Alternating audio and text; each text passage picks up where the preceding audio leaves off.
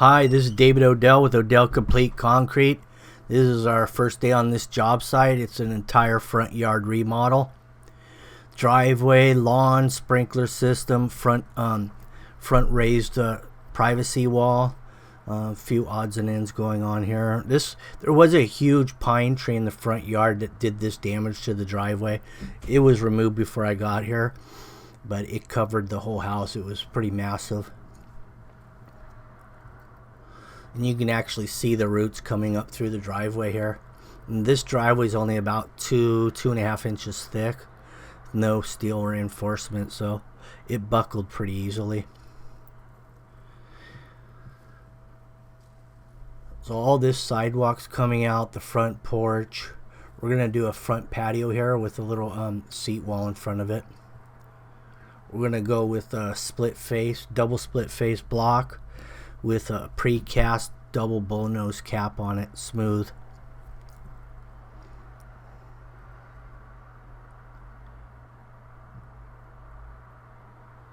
The parkway also on the other side of the city sidewalk, we're going to put new lawn in there and run sprinkler lines out there. You can see on this city sidewalk all the grinding that has been done because of the pine tree, and there's actually a city tree in the parkway there that's doing some damage to the city sidewalk, so it's been ground down a few times.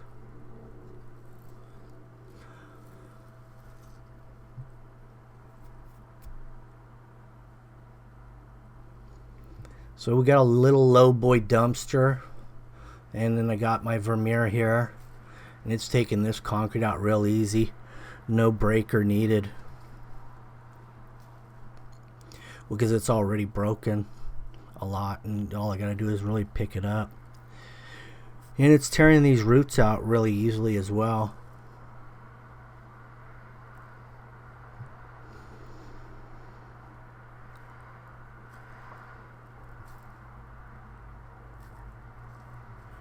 Also, we're going to widen this driveway all the way. Actually, the neighbor went in for a portion of it because the driveway is going to be continuous from the neighbor's driveway all the way through. So the neighbor paid a small portion to make it as wide as we're going to make it. All that grass in between the neighbor's driveway and this new driveway will no longer be there. It'll be solid concrete all the way across.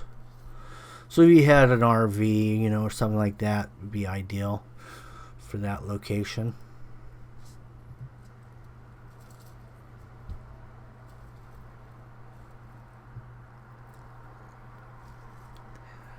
Also, we're going to be putting some new gates in this house. We're going to build it the same design as the ones that were in here because they've lasted so long. They've been in here 80 years, same wood. And it's tongue and groove, and it's redwood. So we're going to put the exact same thing back in, just new. Same build design as well.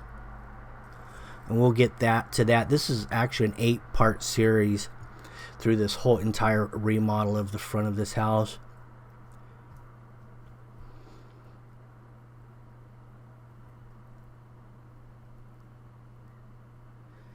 The strongest concrete in the whole yard that we've taken out was this porch right here.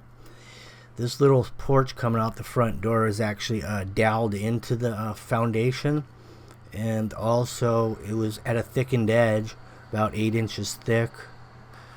So that was the hardest piece of concrete to get out on the property right there.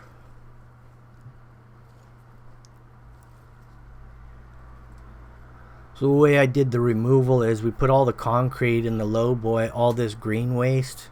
That's what we call it when it's green or it's roots. It's ground up into a compost, so we can dump that for a lot less money, and it's a lot less weight. So we separate dirt, concrete, and green waste.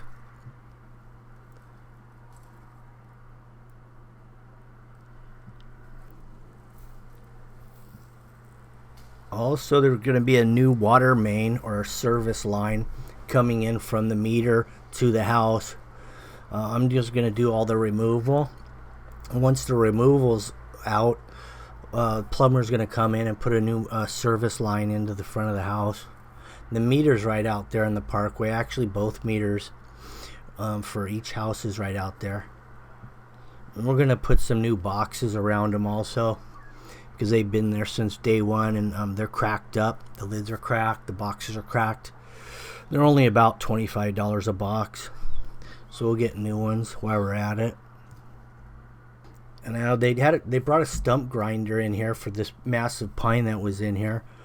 All the chippings from the stump grinder are still in the hole, so I'm going to scoop all that out because I want to get all the stuff that can decompose in the ground out. That way I have a good solid base that's not going to settle in the future.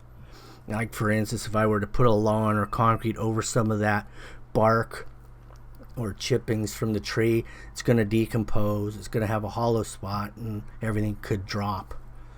So I'm going to dig it all out. Went down about a good foot, scooping all the chippings out. Whoever did the stump grinding here did a good job because they went deep and they got it down below grade. A lot of guys do those stump grinders will just knock the top off, and as soon as you get in there with anything, you end up finding a massive stump. In this case, I didn't. The guy went really deep. He had a good machine, basically, is what it boils down to.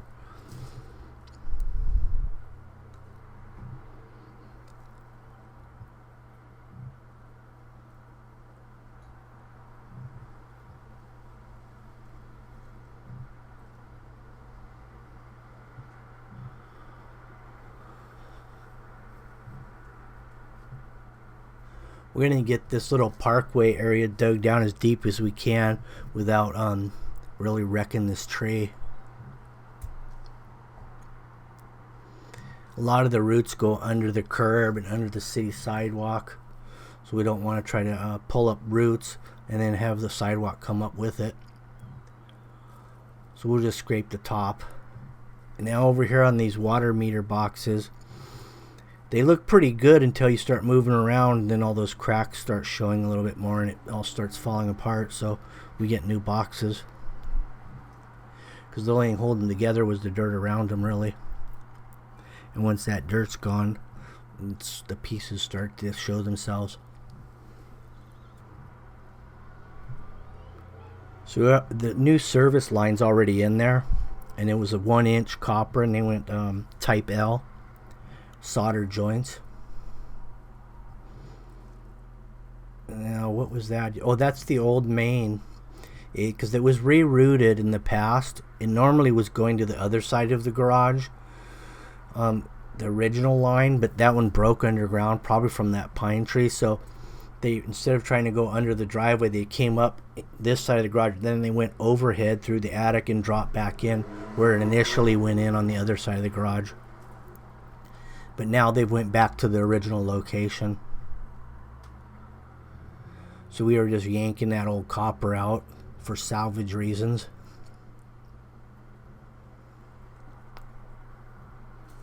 And while they were at it, putting that new service line, I had them put a couple T's and an extra valve for my new sprinkler setup. So this would be day 2.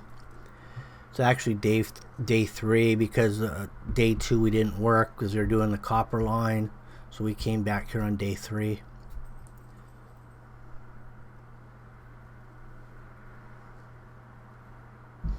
Right here we're gonna run we're gonna water jet and put a 3/4 inch sprinkler line across this city sidewalk at this location.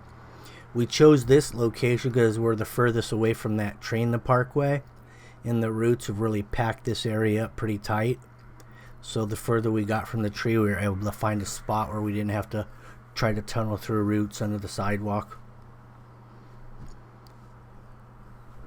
And what else we did here on this parkway, instead of running the new water line over that ball of roots in the middle, we actually water jetted the other side of the tree as well for the sprinkler system. That way we didn't have to chip away at the roots and try to get a line buried across that stump.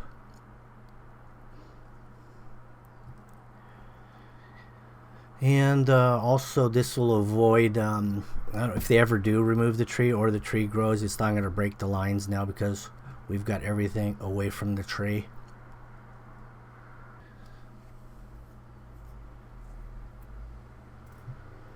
There's a sewer clean out there at the front of the house you can see sticking up. And that had been recently done as well. And that was due to that massive pine again destroying the sewer line. So they had to go down, dig down there, and replace some pipe that had got separated from the tree. And while they were at it, they put a new clean out there. So we'll be cutting that off and putting a flush mount brass collar around it, and we'll pour concrete. That's going to be in the front concrete patio area.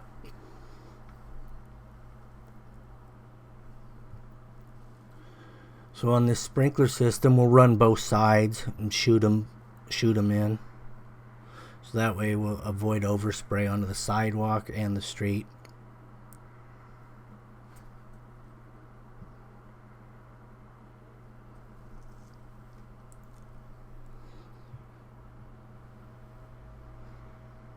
Down here on the street, I'm going with, I think they're 2.5-inch pop-ups. On the lawn area, I'm going with 4-inch pop-ups. And for the most part, we're going all Rainbird. Rainbird valves, Rainbird controller, Rainbird sprinklers.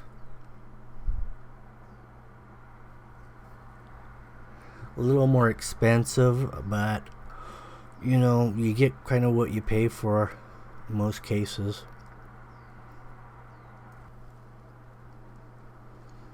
We're going to do this job in 2 pours. We're going to do the driveway, portion of the parkway, and then we'll come back. We'll also hit the footing for that new wall, front patio wall. We'll hit the footing and driveway portion of the parkway for the driveway widening. And then we'll build the wall, and then we'll pour the front patio and sidewalk. So it's a 2-pour, 2-truck deal.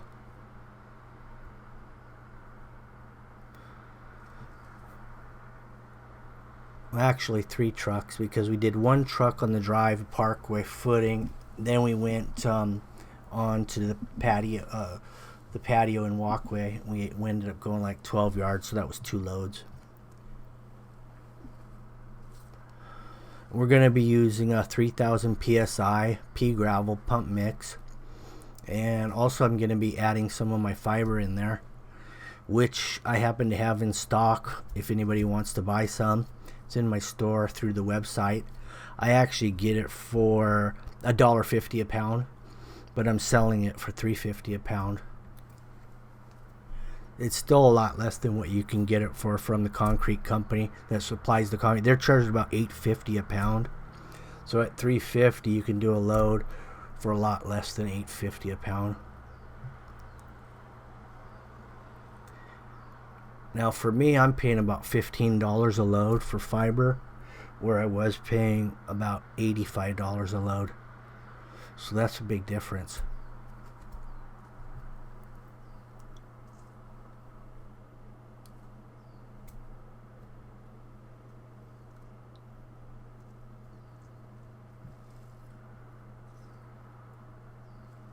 Now here's the screed boards here, and I just use some wood stakes and drive a 16 at the grade that I want, drop an overhead screed on it, and then I just come off of that with the rod.